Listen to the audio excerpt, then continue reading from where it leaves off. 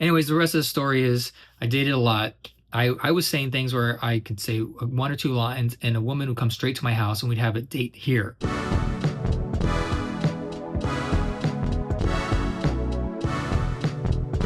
at my house. That's how comfortable women were with me. I know my dog helped. I wrote an ebook about this and I have friends who used it. And the reason I took it down, I was doing this anonymous question thing, which I brought back, and I took it all down for a couple of reasons. One, Me Too movement happened, and I wanted to vet the people who were getting this book because I do not want to get in the wrong hands and someone manipulate women to get laid. I did not want that.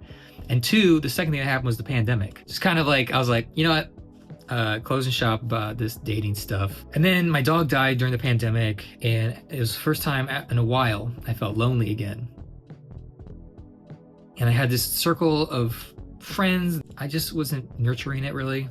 And then after the pandemic, I just had this lonely feeling. I realized all the people I actually knew. I was having a pity party. And I really looked around. I'm like, look, everybody's having fun without me. No one invites me to anything. No one likes me.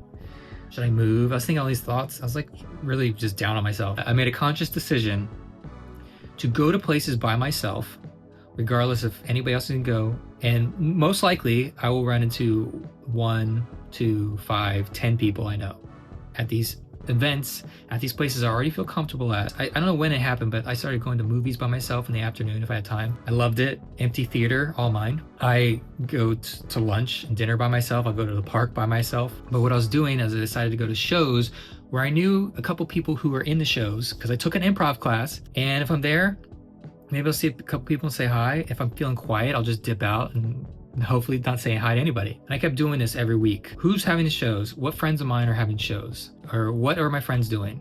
Go on Instagram, see. What I noticed was I was becoming a regular at places. Who's this guy? I was meeting new people that they started meeting after me. So it's like all of a sudden this community is expanding more and more and more.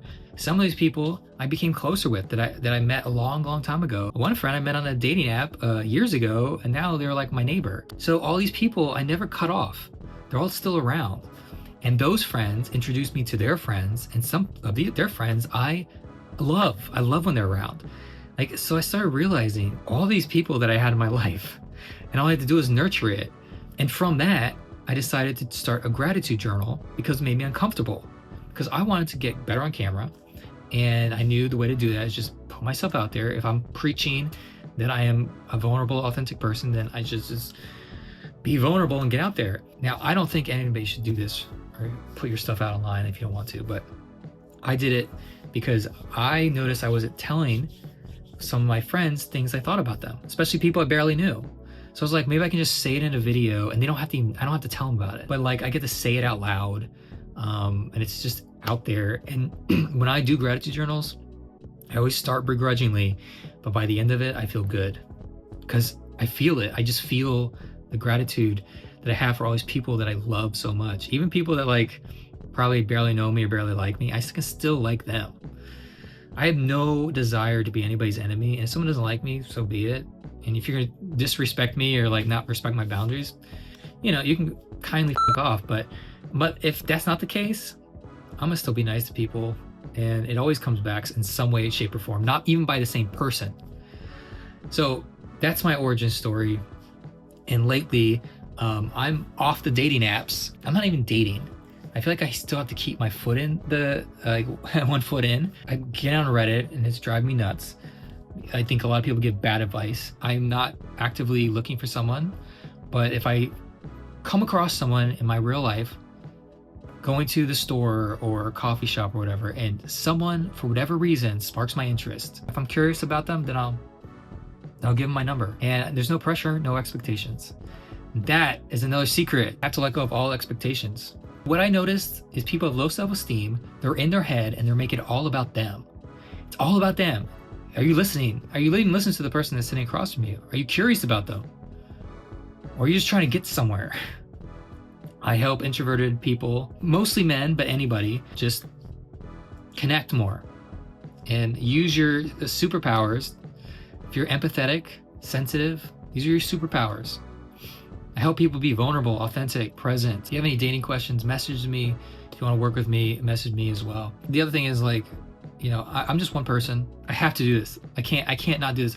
I have too many women friends who have been treated like, and I have to change this. Like this loneliness epidemic is because of men, and they keep going farther and farther in. I'm not here to work with stubborn, uncoachable people. But if you're a good guy and you're like, yeah, this would help my life, because you're gonna get friends, you're gonna get acquaintances, you're gonna get a great network, and you probably meet women to either date, sleep with, or spend the rest of your life with. That is what will happen. And they'll come to you. But it's like there's all these pieces. I've noticed it looking back. It hurts me when I see the way men treat women nowadays. It hurts. If you're a good guy and you want to work with me, let me know. I'm here.